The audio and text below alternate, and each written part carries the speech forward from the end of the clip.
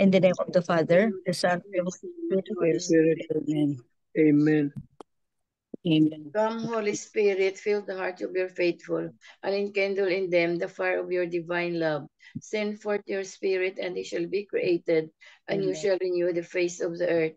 O God, who by the light of the Holy Spirit did instruct the hearts of the faithful, grant us by the same Holy Spirit to release what is right and just, and always to rejoice in his consolation through Christ our Lord. Amen.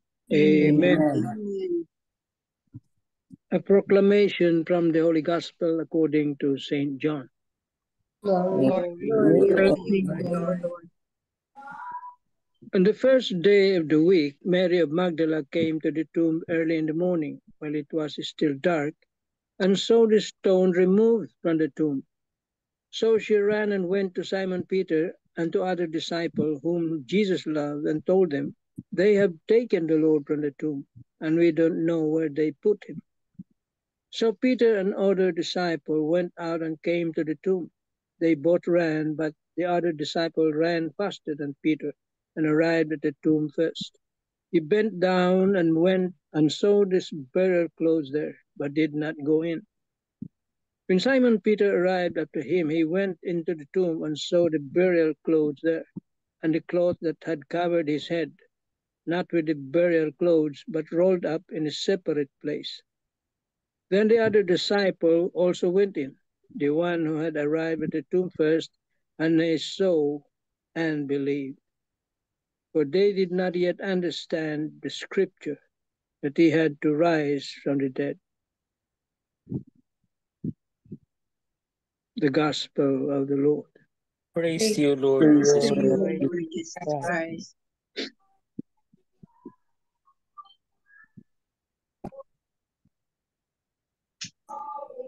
Again.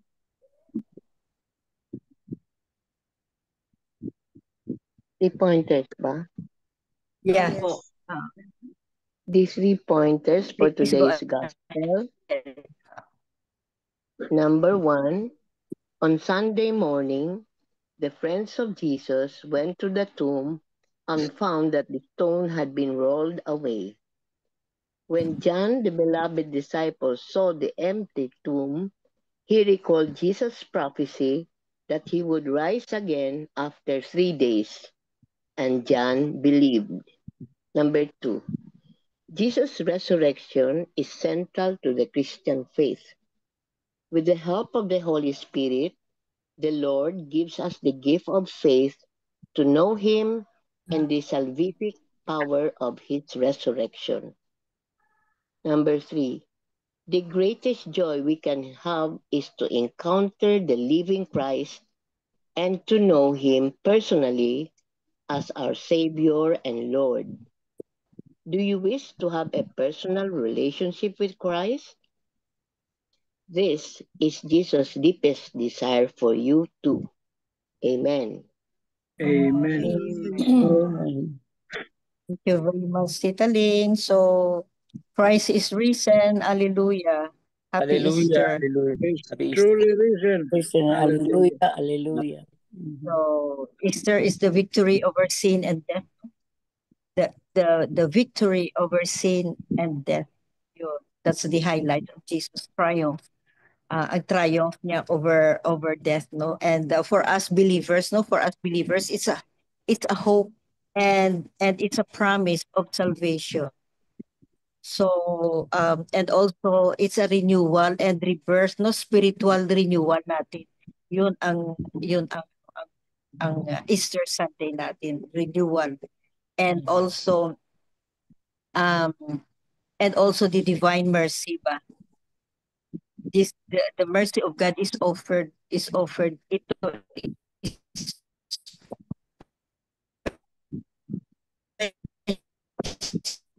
ngayon, especially this Easter Sunday. Read so many during this Easter Sunday, and then ang ano is equal to eternal life natin, to eternal life for those who believe and have faith. So whoever is ready, Tito Manny, maybe. let us give the floor to Brother Tito Edmond. Edmond. Yes. Hi, yes po, hello po. Good evening, everyone. I would like to start my reflection with the Latin saying, "Resurrexit, sicut dexit." He is risen as he said. You know, happy Easter, everyone, and it's my pleasure to be able to join this prayer meeting again for the very long time that I was absent. Because I'm in the seminary, and for the past couple days I was very busy in the church. But today, the resurrection of Jesus is not just a historical event. It is a living truth that still speaks powerful to our lives today. In the gospel that we have heard this morning or today, that Mary Magdalene goes to the tomb in sadness.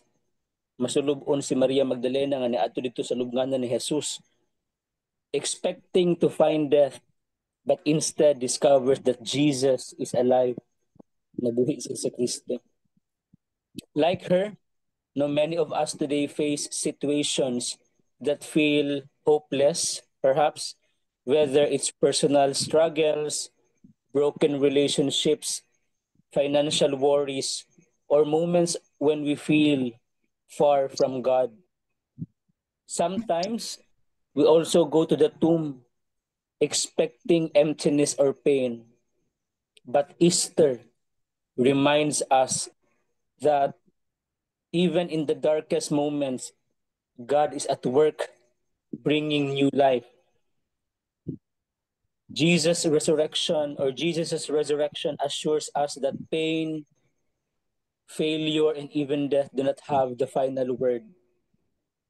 So today, we are invited to open our eyes and hearts to the risen Lord, present in our daily lives, in moments of love, forgiveness, and unexpected joy. So how does this connect to us today? In a world full of fear, anxiety, and uncertainty, Easter brings us the powerful message of hope, especially that this year we are celebrating the Jubilee Year of Hope. And it reminds us that God can bring light to each one of us. Amen. Amen. Amen. Beautiful. Thank you very much, Tito Edmond.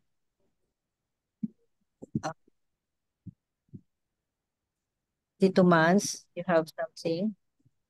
You want to make comment something? I think Yun naman ang mga messages Tita of Grace it's been a long time I haven't heard her voice. Tita Grace. Tita Grace.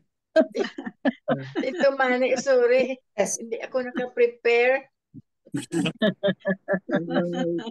I give the privilege to you muna, Tito Manny.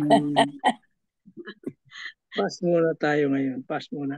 How many are you in the seminary? Sa seminary po, Tito, we are all in all 43. 43. Okay. Diyan naman si Tita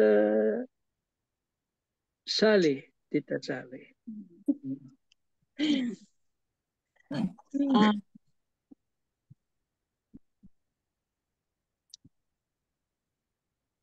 I don't know how to start, but let me just read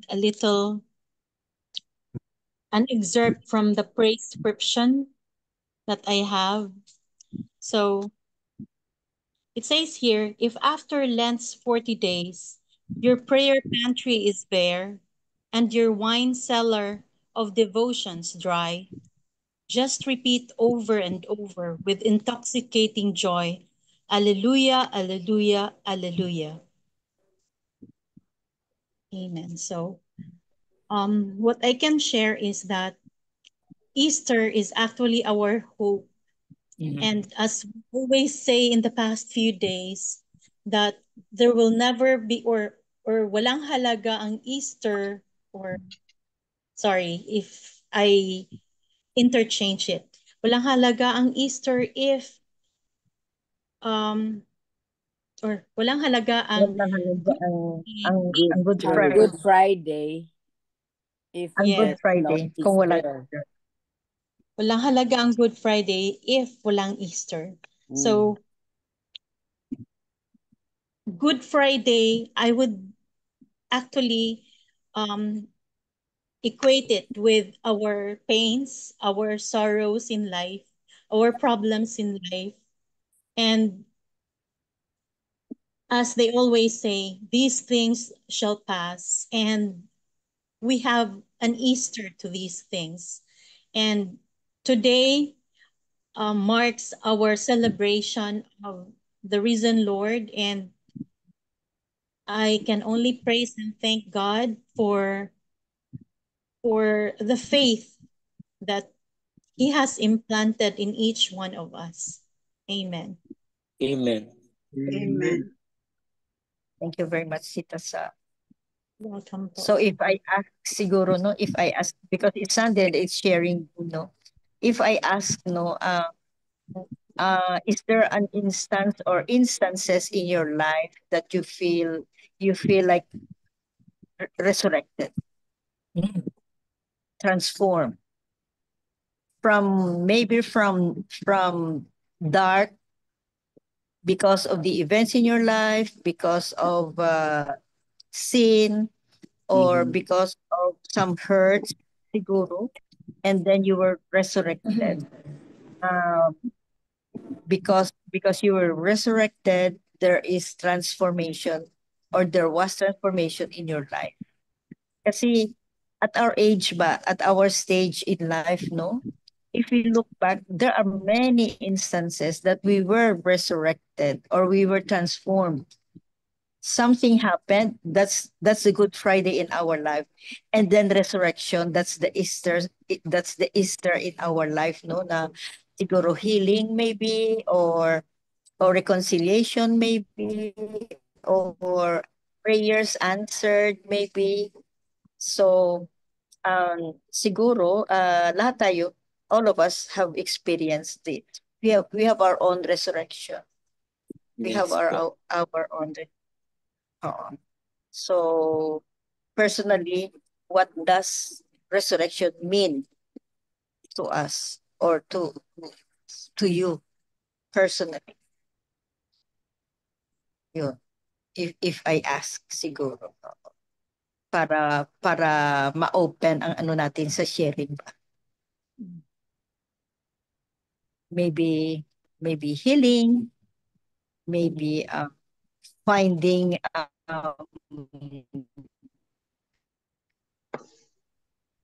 community like this, maybe anything. If we have Good Friday in our life, we have also Easter Sunday after that. Just believe, because Jesus gives us hope. This Easter Sunday, Jesus gives us hope and gives us transformation for a better one. Sometimes sometimes we learned our lessons the hard way. Sometimes what happened to us eye opener or something.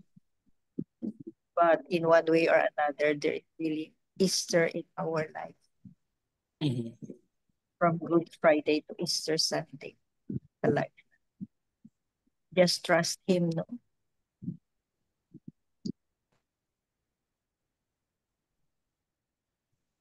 Just trust Him. Have faith in Him.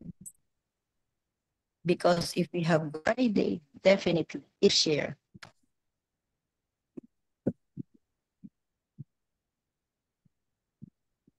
I'll share to I you my have some experience. experience. Sige. Yeah, brief lang talaga. I have Sige. experienced last Friday. Nag-procession ako. Suddenly, I felt so sad and I want to cry because they are singing the Litany of the Divine Mercy, and it's so lame. I do not know what I have felt, but mas kasubuan gid talaga ako nga I want to burst out my cry. Hindi ko alam kung what happened to me during that procession. Ay, gusto ko talaga umiyak kasi kasolim sang pagkanta ng For the Sake, yan ba, ganyan. To my depression. Oo, masyadong solemn ang pagkanta. So, I felt na parang touch talaga ako nga. I really want to cry. Gusto ko talaga maglabas ng feeling ko nga, oh, what happened to me? Siguro, inano talaga ako ni Lord nga. Kasi I was not supposed to have my possession eh. Kaya lang nag-ano lang talaga ako nga mag-possession. Yun. Basta I felt so sad and I want to cry. It was Friday. Good Friday. Very nice. So the song, the grace. The Holy But Spirit was with for you. the sake of his sorrowful compassion, have mercy on us, on the whole world. and all the The whole world. Diba yun, no? For the sake of utterly passion. Masyadong solemn kanta talaga, kinakanta talaga eh. The whole divine mercy. So that means Tita Grace, na-touch talaga ka na. Yes, na-touch talaga ako ng kanta nila. The Holy Spirit Although, talaga. Tita Grace, the Holy Spirit was with you. Crying is a prayer. Crying is a prayer. I want to cry, but I cannot. Gusto ko talaga I felt so sad nga marinig ko ang Lord, what happened to me? Talaga, Lord, inaano mo ako? Divine mercy. During the divine mercy. Divine mercy. So be merciful so that you will receive the mercy of God. Be merciful also. That was I felt last Good Friday. And it's a time of reconciliation, Tita Grace. Time of reconciliation. I agree. Yeah. So, Tito Manny. Yeah, Tito Manny. Happy na narinig na niya ang voice ni Tita Grace. Oo. I agree. Now you're happy.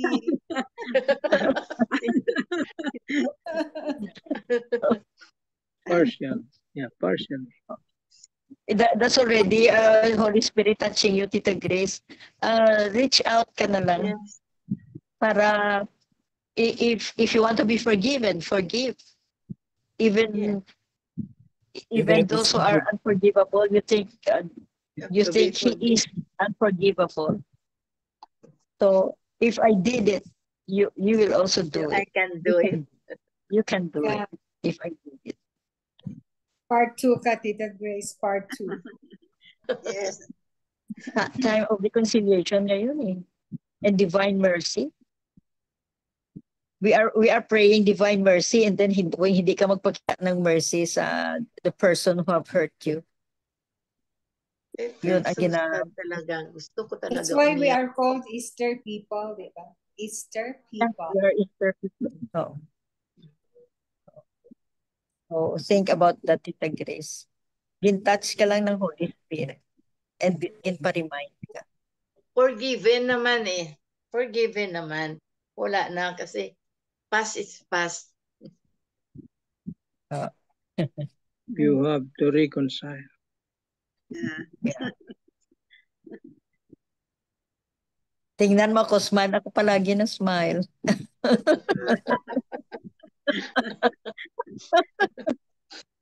From ear to ear. From ear to ear. Smile ko. So, think about that, Tita Grace. I'm going to remind you. Always, I'm going to remind you. Okay. Bahala ka dyan. I will try my very best. Yeah. Sabihin mo, MJ, come follow me.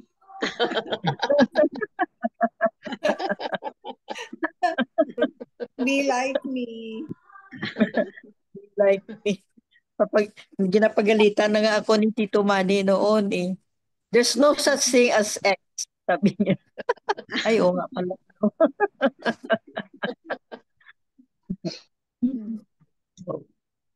Si Tita Sally din. So, any other sharing? Ako kahapon, diba you told us na mag-view ng Passion of Christ?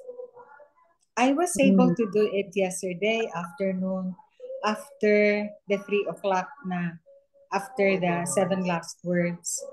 So, I was all alone in the sala, so I told my eldest daughter, Anak, can you please turn on Netflix because I want to view the Passion of Christ? So I viewed it really.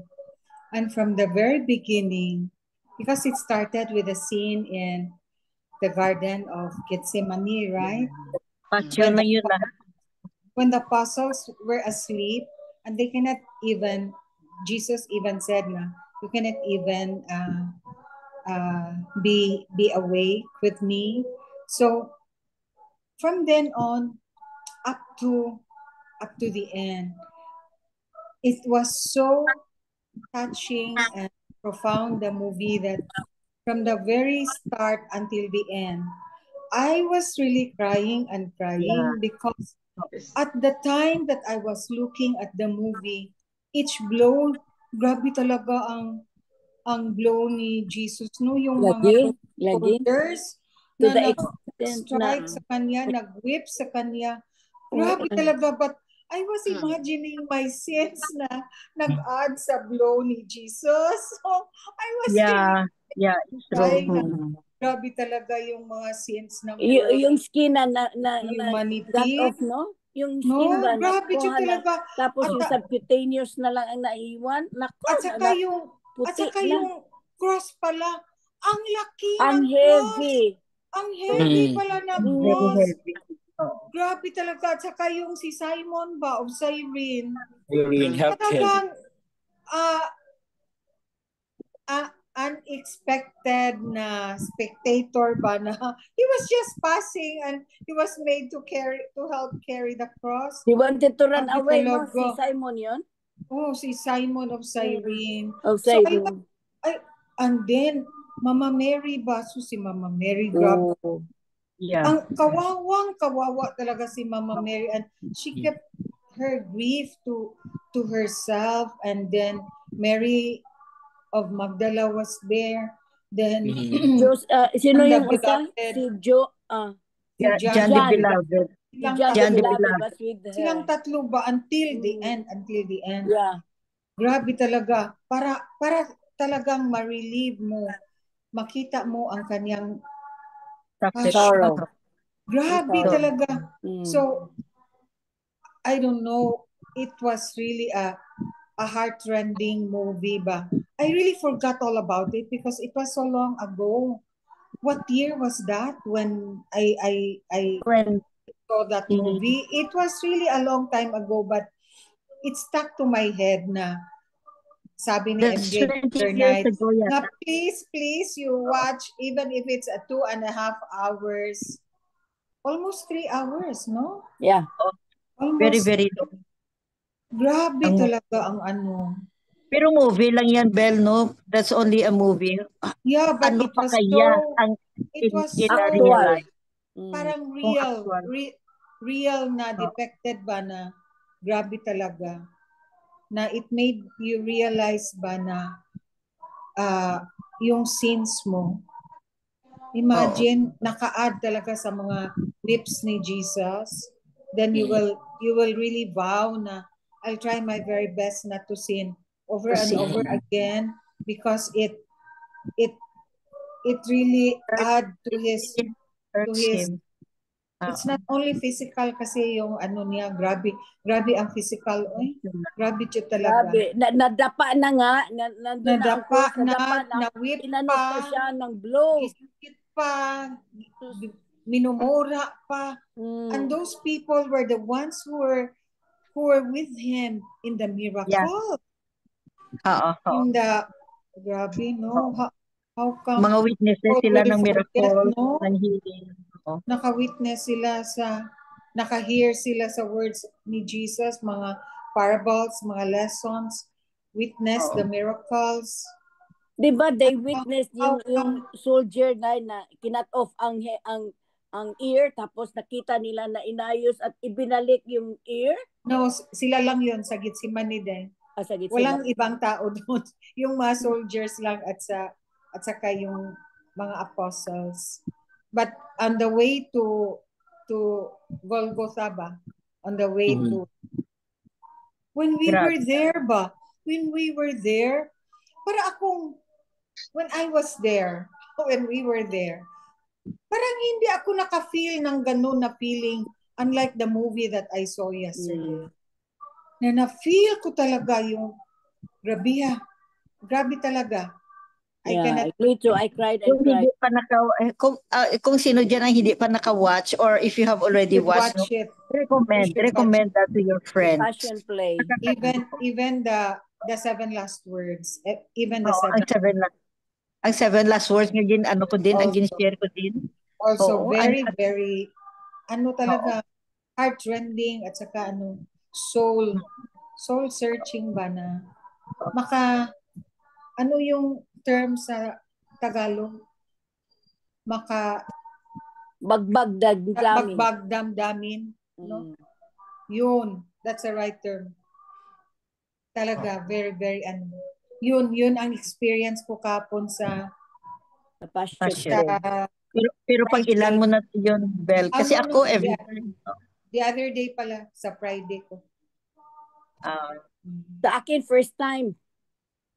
First time mo? Second time ko yun, Day, na sa first, hindi ko na talaga maalala yung feeling ko. Pero yung second ko na grabe talaga ang effect sa akin na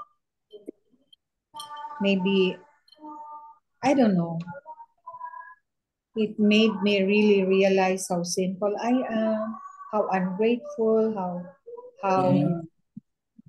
unworthy. Imagine Jesus. Jesus is divine and human, and he has no sin, but he took our sins, no? He assumed our sins and bear that grabe na passion and physical pain. Grabe na physical pain yun talaga. And then if you have read, no, ang first ko na gin post, no, gin share sa inyo about the medical explanation of the crucifixion, yun din masakit. More than 5,000, no? And then 5744.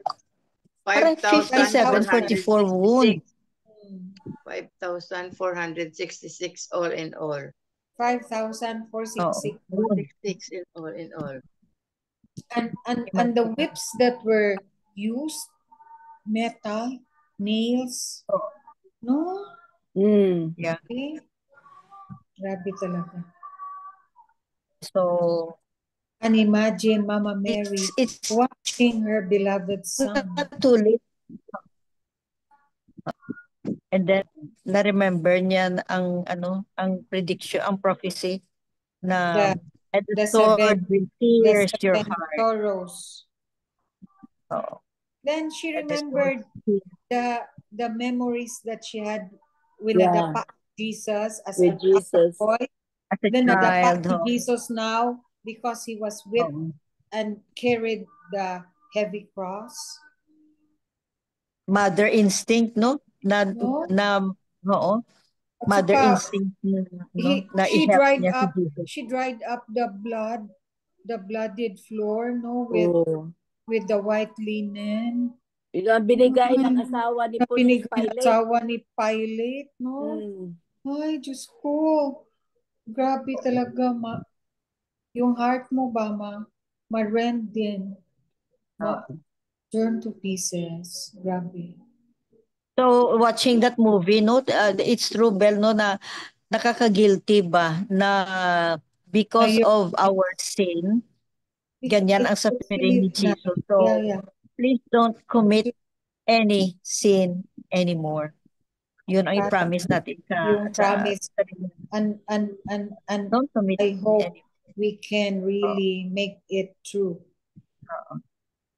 Kasi at that We can moment, minimize it. he became the sin. According, yun ang inanong ng God the Father, he became the sin. Oh. That's true. At first, I didn't understand that statement. Yun, I understood it. When you watched it. Mhm. So, Amen. Any other piece of your thought, short lang, or any comment? Ako may comment ako kasi kagabi yung gospel spoke of 3 women na gustong magdala ng sila si Mary magdala ng mga perfume para idihog no sa katawan ni Jesus. Pero bakit meron pang isang Joanna or somebody and the Mama Mary was there. The 3 of them went to the tomb and then they found that the tomb was already open. And then there were two men in dazzling garments met them and then Tito They were Edmond, the angels, the angels. the angels, no? And then ito sila na why are you looking for a living in this dead area? Parang ganun ba?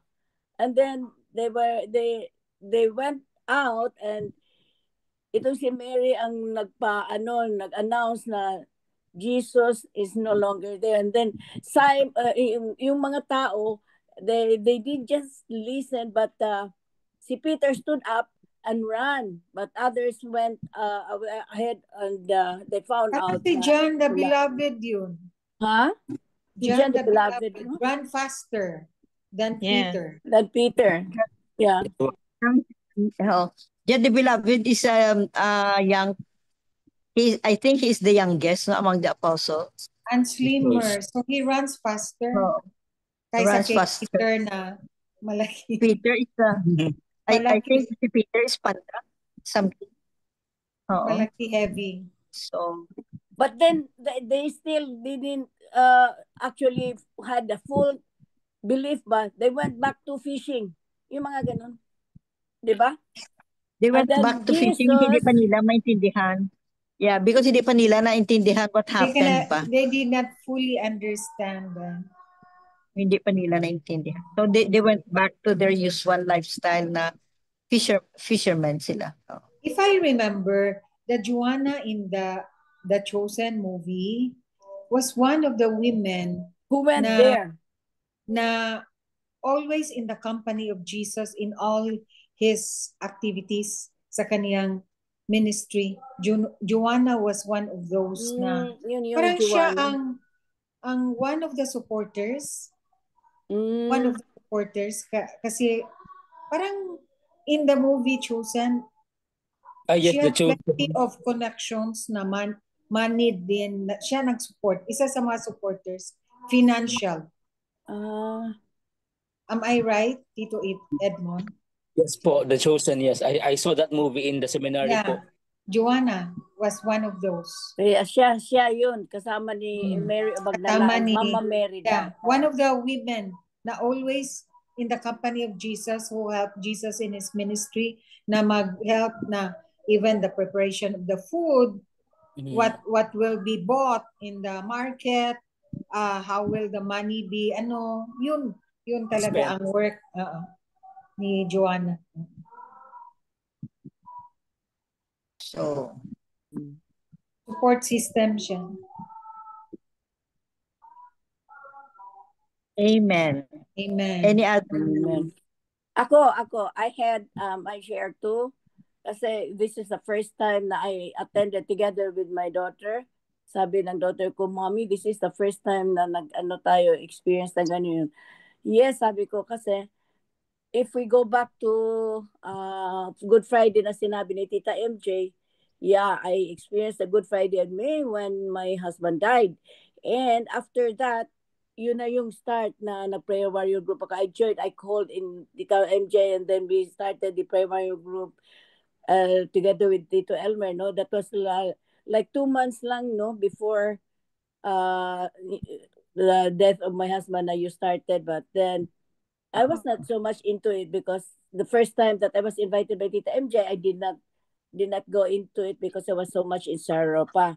And then after that, I was able to go through with it, and I realized that it has to be a Good Friday in me before I would go back to the Catholic Church and go back to the Sunday Mass, attend the communion, confession, everything. This has opened the door for me, and this is the resurrection. This is the Easter one for me. Easter. That death was the opening, the door to this present situation that I have, that I became so religious. I became so much involved with the gospel and the prayers and the rosary and everything. Wow. So, yeah. Amen. Thank you, Amen. Tita Beck. Let's continue on praying, and let's keep on praying. No, na our ministry will stay. Our ministry will be stronger every day. Correct. Amen. Amen. Tito Mans, any piece of your thought? Kahit na short lang.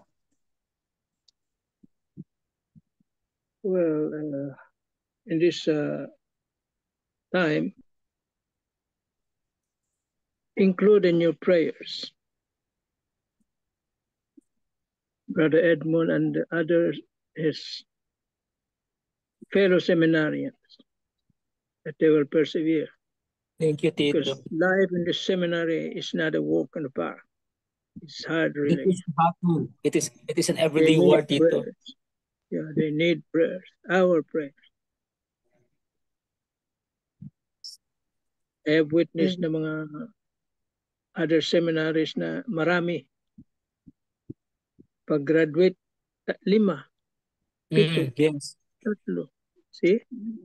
Pray for perseverance. Yeah. That is very true, Tito Manny, because my cousin was in the seminary, and then when they were given the chance on the 9th year, no, Tito Edmund, that on the 9th year you will be released to the world, and then come back after that year, and you be kantamisa na kayo or what. My cousin went through the 9 years, and on that 9th year, hindi na bumalik, nag-asawa. Include him. I also have a cousin. Pero hindi nag-asawa. Lumabas lang. Lumabas lang. Hindi siya bumalik. Pero hindi siya. Wala siya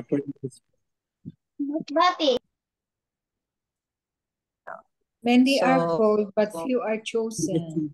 Yes. Right. Many are called, but few are chosen. We will continue on praying for the Tito Edmond. May plan talaga si God sa kanila. But we need to pray for them. Yeah. Kasi nga, palagi tayo, if you don't pray that send, O Lord, holy apostles into your church, if you don't pray it by heart, baka hindi tayo pakinggan. Kasi parang prayer, send, O Lord. Dapat is sa heart talaga natin galing. Send, O Lord, holy apostles into your church. The church, the Catholic Church is really, all Catholic Church in need of priests, Catholic priests. That's why one of the homily, statements that the priest released was, please pray for us priests.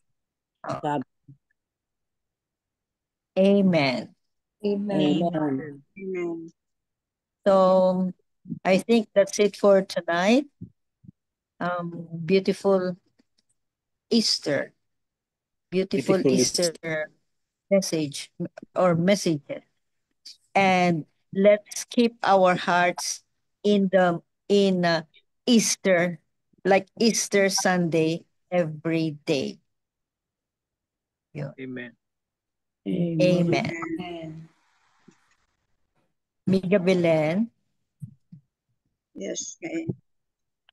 Father, praise you for Jesus' sacrifice. His perfect love defeated sin on the cross. Your perfect love for us carries a theme of redemption. Bring us back time and again when it's hard to find direction. We strive to be strong, courageous, and obedient to you. Help us to focus on your word and promises. When we lost our way, remind us of who we are, where we are. In Jesus' name, amen. Amen. Amen.